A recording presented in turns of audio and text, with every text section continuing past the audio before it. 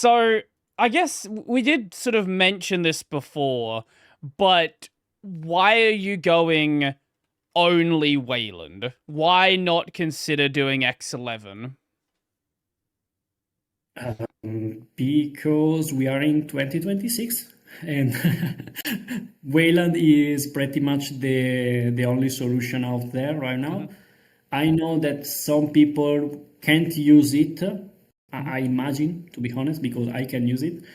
But making a desktop environment based on something that is kind of deprecated, let's say, I don't like it because I have to maintain it. So I don't like to take my time and say, oh yeah. Right, right. No, that makes a lot of sense there. And again, if you are going to stay with GTK, it's sort of unclear when there's going to come a point where GTK does decide to drop X11. Presumably that will happen with GTK 5, but we're not really fully clear on the timeline.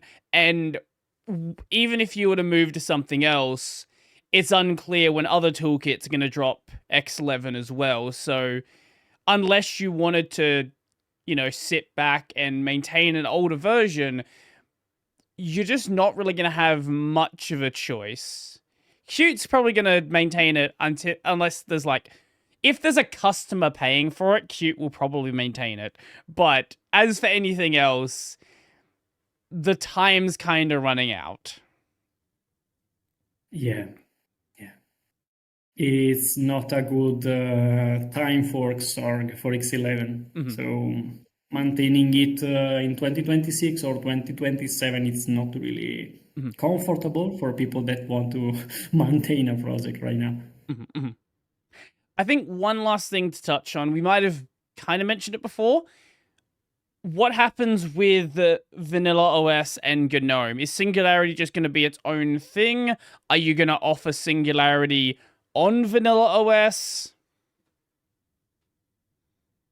They are two different things because the Vanilla OS developer team is not involved in Singularity OS development, and they are two really different things because Singularity OS is based on top of Vanilla OS, but will not use AB root, for example, will not use Apex, the container things, will not use a lot of stuff. Okay, let's say a lot of stuff that a lot of tools that you see inside Vanilla OS are recreated for Singularity OS on a different way.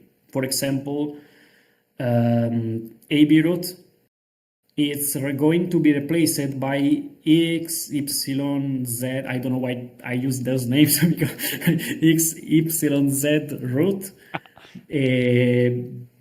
which basically is the same thing, but it's using a sort of images, and you are going to boot the system using those images like partitions. So you don't have root partitions at all.